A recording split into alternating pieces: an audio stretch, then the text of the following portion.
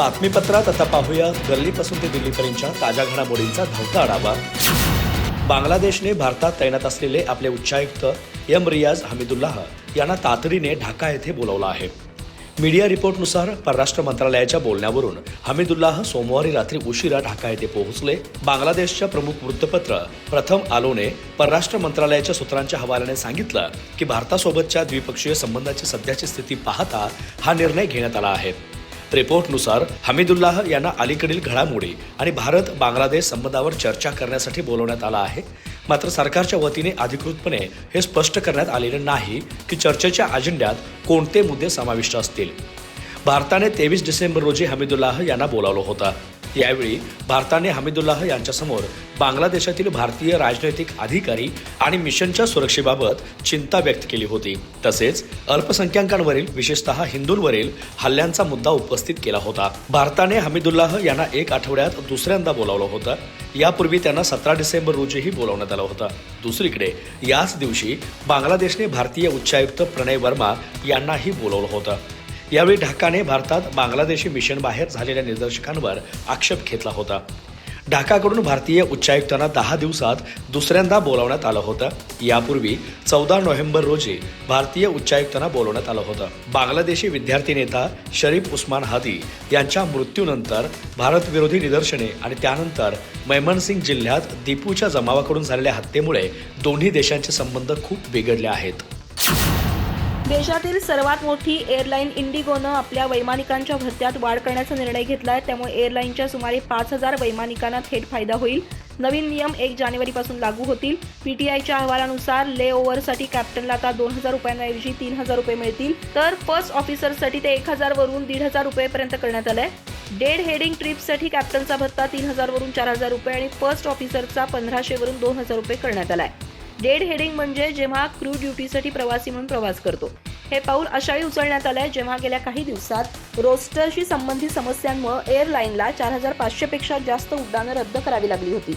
वैमानिकांची नाराजी दूर करण्यासाठी आणि त्यांचं मनोधैर्य वाढवण्यासाठी एअरलाईन व्यवस्थापनानं अनेक बैठकांच्या फेऱ्यानंतर हा निर्णय घेतलाय। इंडिगो सध्या दुहेरी आव्हानाचा सामना करते। एका बाजूला देशांतर्गत कामकाजात अडचणी आल्यात, तर दुसऱ्या बाजूला परदेशी एअरलाईन्स भारतीय वैमानिकांना चांगलं वेतन आणि जीवनशैली पॅकेजेस देऊ करतायत। वैमानिकांचे राजीनामे आणि इतर कंपन्यांमध्ये जाण्याची स्पर्धा थांबवण्यासाठी इंडिगोनं आपल्या लाभ संरचनेत सुधारणा केली आहे। भारत सरकार देखील आंतरराष्ट्रीय स्तरावर वैमानिकांच्या भरतीसाठी आचारसंहिता तयार करण्याच्या दिशेनं काम करत आहे। नोव्हेंबर आणि डिसेंबरच्या सुरुवातीला इंडिगोला मोठ्या प्रमाणावर ऑपरेशनशी संबंधित अडचणींचा सामना करावा लागला होता।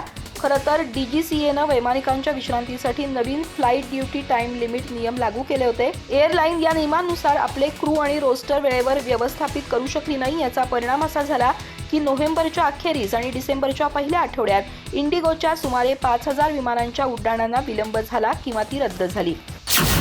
उपमुख्यमंत्री एकनाथ शिंदे यांच्या नेतृत्वातील शिवसेनेचे खासदार नरेश म्हस्के यांच्या मुलाला उमेदवारी नाकारत त्यांना जोरदार झटका दिला आहे। यामुळे ठाण्यातील आनंद आश्रमाबाहेर नरेश म्हस्के यांच्या कार्यकर्त्यांची गर्दी जमली असून ते आपला वेगळा निर्णय घेतील असा दावा केला जातोय। शिवसेनेचे ठाण्याचे खासदार नरेश म्हस्के यांचा मुलगा आशुतोष म्हस्के यांनी ठाणे महापालिका निवडणुकीसाठी तयारी केली होती। ते प्रभाग क्रमांक 19 मधून निवडणूक लढवणार होते। यासाठी त्यांनी या प्रभागात कार्यकर्त्यांची एक मोठी फळी उभा केली आहे। तसेच प्रचारही जोरात सुरू केला होता।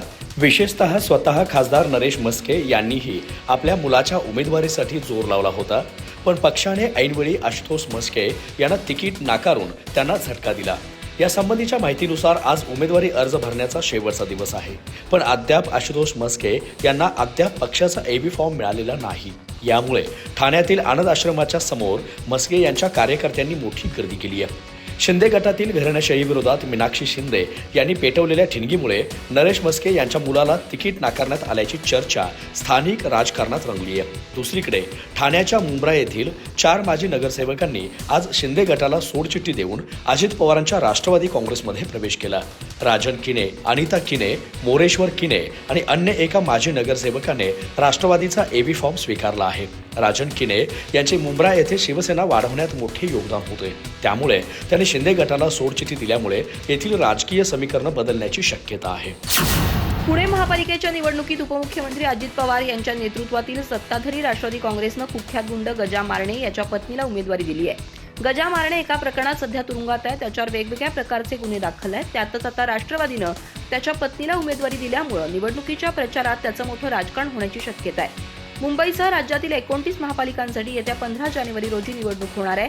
त्यानंतर दुसऱ्या दिवशी म्हणजे 16 जानेवारी रोजी मतमोजणी होऊन निकाल घोषित होणार आहेत. या निवडणुकीसाठी उमेदवारी अर्ज भरण्याची आज शेवटची तारीख आहे. त्यामुळे सर्वच पक्षांच्या उमेदवारांची लगबग वाढली आहे. या पार्श्वभूमीवर अजित पवारांच्या राष्ट्रवादीनं गुंड गजा मारणे याची पत्नी जयश्री मारणे यांना उमेदवारी दिली आहे. यासंबंधीच्या माहितीनुसार जयश्री मारणे या राष्ट्रवादी काँग्रेसच्या प्रभाग क्रमांक 10 मधून अधिकृत उमेदवार असतील. त्यांना पक्षानं एबी फॉर्मही दिलाय. जयश्री मारणे यांना राष्ट्रवादीनं उमेदवारी दिल्यामुळे अनेकांना आश्चर्याचा धक्का बसलाय. गजा मारणे सध्या कोथरूडमधील एका दुचाकीस्वाराला मारहाण केल्याप्रकरणी तुरुंगात बंदिस्त आहे. हा दुचाकीस्वार केंद्रीय मंत्री मुरलीधर मोहोळ यांच्या कार्यालयात काम करत होता. त्याला गजा मारणे याच्या टोळीनं बेदम मारहाण केली होती. त्यानंतर गजा मारणे याच्यासह त्याच्या काही सहकाऱ्यांना पोलिसांनी अटक केली होती. अजित पवारांनी एका कार्यक्रमात पुण्याचे पोलीस आयुक्त अमितेश कुमार यांना पुण्यातील कोयता गँग बंद करण्याची सूचना केली होती. आम्ही तुमच्यासाठी पोलिसांची संख्या वाढवली, तुम्ही आता गुन्हेगारी आटोक्यात आणण्यावर भर द्या असं ते म्हणाले होते. पण आता अजित पवारांचा पक्षच एका गुंडाच्या पत्नीला उमेदवारी देतोय. त्यामुळे राजकीय वर्तुळात खळबळ उडाली आहे. कुख्यात गुंड गजा मारणेवर खंडणी, दहशत, खून यासारखे अनेक गुन्हे आहेत. गजा मारणेच्या घरी मध्यंतरी काही नेत्यांनी भेटही दिली होती. आता पुन्हा त्याच्या पत्नीला उमेदवारी दिल्यानं गुंडांना राजकीय पाठबळ दिलं जात आहे का असा सवाल उपस्थित होऊ लागलाय.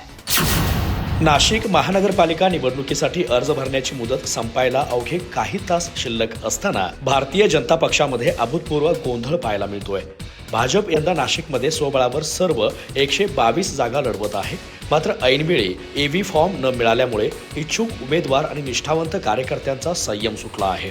आपला हक्काचा फॉर्म मिळवण्यासाठी कार्यकर्त्यांनी भाजप शहराध्यक्ष सुनील केदार यांच्या गाडीचा नाशिक मुंबई महामार्गावर फिल्मी स्टाईलने पाठलाग केला. महापालिका निवडणुकीसाठी उमेदवारी अर्ज दाखल करण्याचा आज शेवटचा दिवस आहे. फॉर्म भरण्यासाठी काही तासच शिल्लक असून अद्याप इच्छुक उमेदवारांना पक्षाकडून एबी फॉर्म मिळालेले नाहीत. नाशिकमध्ये भाजप स्वबळावर लढवणार असून सर्व 122 जागांवर आपले उमेदवार उभे केलेले आहेत. मात्र निवडणुकीसाठी इच्छुक असलेल्यांमध्ये नाराजी बघायला मिळतेय. निष्ठावंताचे तिकीट कापल्याची भावना कार्यकर्त्यांमध्ये आहे. नाशिकमध्ये मोठा हाय व्होल्टेज ड्रामा पाहायला मिळतोय. मिळालेल्या माहितीनुसार भाजपच्या अनेक निष्ठावंत कार्यकर्त्यांची तिकिटे कापली गेल्याची चर्चा रात्रीपासून सुरू होती. ज्यांना अद्याप फॉर्म मिळालेले नाहीत असे अनेक इच्छुक उमेदवार शहराध्यक्ष सुनील केदार यांची भेट घेण्यासाठी जमले होते. मात्र कार्यकर्त्यांच्या रोषाला सामोरं जाण्याऐवजी केदार यांनी गाडीतून निघून जाणं पसंत केलं. यानंतर संतापलेल्या कार्यकर्त्यांनी त्यांच्या गाडीचा पाठलाग सुरू केला. हा थरार नाशिक मुंबई महामार्गावर बराच वेळ सुरू होता. शहराध्यक्ष आणि काही पदाधिकारी एका खाजगी फार्म हाऊसवर थांबल्याची माहिती मिळताच कार्यकर्त्यांनी तिथे धडक दिली. फार्म हाऊसचं मुख्य गेट बंद असल्याचं पाहून संतप्त कार्यकर्त्यांनी ते चक्क तोडून आत प्रवेश केला. सत्ताधारी भाजप आणि शिवसेनेनं मुंबई महापालिकेच्या निवडणुकीत रिपाईला एकही जागा सोडली नाही. यामुळे केंद्रीय मंत्री रामदास आठवले चांगलेच संतापलेत. महायुतीनं आमच्यासोबत विश्वासघात केला, आम्ही हा अपमान कदापि सहन करणार नाही असा इशारा त्यांनी या प्रकरणी भाजप आणि शिवसेनेला दिलाय. मुंबई महापालिकेसाठी उमेदवारी अर्ज भरण्यासाठी आता अवघे काही तास शिल्लक राहिलेत. भाजप आणि शिंदे गटाचे सोमवारी जागा वाटप निश्चित करण्यात आलं. त्यानुसार मुंबईत भाजप सर्वाधिक 137 आणि शिंदे गट 90 जागांवर लढणार आहे. या जागा वाटपात रिपाईनं महायुतीकडे 16 जागांची मागणी केली होती. पण भाजप आणि शिंदे गटानं त्यांना योग्य तो मान राखण्याचा शब्द देत शेवटपर्यंत झुलवत ठेवलं. यावर रामदास आठवले यांनी तीव्र संताप व्यक्त केला होता. त्यानंतर भाजप आमदार प्रवीण दरेकर यांनी रामदास आठवले यांची त्यांच्या वांद्रे येथील निवासस्थानी जाऊन भेट घेतली. प्रवीण दरेकरांनीही रामदास आठवलेंना मुंबईत रिपाईला सन्मानकारक जागा सोडण्याचा शब्द दिला होता. पण आता शिवसेना भाजपच्या प्रत्यक्ष जागा वाटपात रिपाईला एकही जागा सोडण्यात आली. यामुळे आठवले चांगले संतप्त झाले. त्यांनी आपला संताप एका पोस्टद्वारे व्यक्त केला. रामदास आठवले म्हणाले, महायुतीच्या स्थापनेपासून आम्ही अत्यंत प्रामाणिकपणे आणि खंबीरपणे सोबत राहिलो आहोत. मात्र आज जागा वाटपाच्या बाबतीत जो प्रकार घडलाय तो निव्वळ विश्वासघात आहे. चर्चेसाठी काल दुपारी 4 वाजताची वेळ निश्चित करण्यात आली होती. मात्र मित्रपक्षांकडून त्याचंही पालन करण्यात आलं नाही. हा प्रकार म्हणजे केवळ वेळेचा अपव्यय नसून आमच्या स्वाभिमानावर केलेला आघात आहे.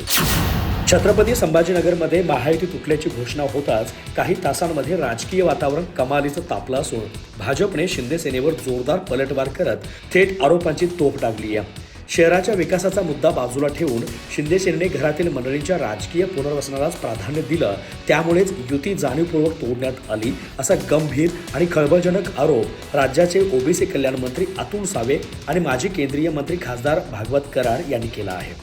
महापालिका निवडणुकीच्या तोंडावर झालेल्या या आरोप प्रत्यारोपांमुळे आता युतीचा मार्ग पूर्णपणे बंद झाला असून शहरात थेट आणि कट्टर राजकीय संघर्ष अटळ असल्याचं चित्र स्पष्ट झालंय.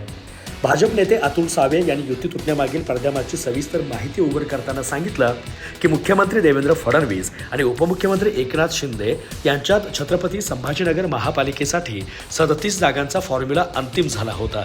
या फॉर्म्युल्यावर दोन्ही पक्षांमध्ये शिक्कामोर्तबही झालं होतं. मात्र त्यानंतर स्थानिक पातळीवर शिंदे सेनेच्या नेत्यांकडून सातत्याने नव्या मागण्या पुढे येत राहिल्या. एकदा ठरलेल्या जागांवर पुन्हा दावा केला जाऊ लागला. विद्यमान भाजप नगरसेवक असलेल्या प्रभागांवरही शिंदे सेनेने हक्क सांगितला. वैयक्तिक हितसंबंध, नातेवाईकांचं समायोजन आणि विशिष्ट मंडळींच्या पुनर्वचनासाठी प्रस्तावांमध्ये वारंवार बदल सुचवले गेले, असा आरोप सावे यांनी केला. सावे पुढे म्हणाले की भाजपने युती टिकवण्यासाठी मोठ्या प्रमाणावर लवचिकता दाखवली, अनेक ठिकाणी तडजोडीची भूमिका घेतली, विकासाच्या दृष्टीने एकत्र लढण्याचा प्रयत्न केला. मात्र शिंदे सेनेच्या नेत्यांच्या मागण्या दिवसेंदिवस वाढतच गेल्या. आम्ही शहराच्या भविष्यासाठी निर्णय घ्यायचा प्रयत्न करत होतो, पण समोरच्यांना समाधान मिळत नव्हतं. मागण्या पूर्ण करूनही त्यांची भूक भागत नव्हती, असा थेट आरोप करत सावे यांनी युती तुटण्याची संपूर्ण जबाबदारी शिंदे सेनेवर ढकलली. या पार्श्वभूमीवर महायुती तोडण्याचा निर्णय हा अचानक घेतलेला नसून शिंदे सेनेनेच तो घडवून आणल्याचा दावा भाजपकडून करण्यात येतोय. शिवसेना भाजप युती भाजपच्या अहंकारामुळे तुटली असून स्थानिक नेत्यांनी मुख्यमंत्री देवेंद्र फडणवीस आणि एकनाथ शिंदे यांचे संदेशही डावलले, अशी माहिती पालकमंत्री संजय शिरसाट यांनी पत्रकार परिषदेत दिली. भाजपच्या स्थानिक नेत्यांच्या असहकार आणि अहंकारी भूमिकेमुळे युती संपुष्टात आल्याचं शिरसाट यांनी स्पष्ट केलं. शिरसाट यांच्या म्हणण्यानुसार भाजपनं युतीचे सूत्र बदलले.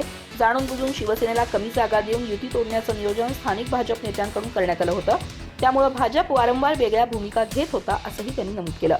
युतीच्या सूत्रामध्ये एकमत होत नसल्यामुळे दोन्ही पक्षांनी इच्छुक उमेदवारांना एबी फॉर्म देण्यास सुरुवात केली आहे.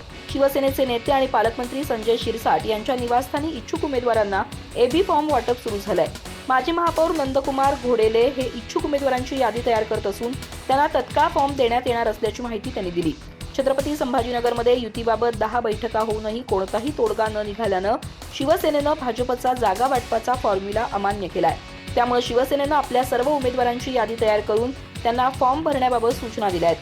दरम्यान माजी महापौर विकास जैन यांनी नाराजी व्यक्त करत निवडणूक न लढवण्याचा निर्णय घेतलाय. यापूर्वी राजेंद्र जंजाळ यांनीही निवडणूक न लढवण्याचा निर्णय घेतला होता. आता शिवसेनेच्या आणखी एका नेत्यानं हा निर्णय घेतल्यानं पक्षातील नाराजी समोर आली आहे. अधिक माहिती आणि ताज्या घडामोडींसाठी आजच आमचे चॅनल सबस्क्राईब करा.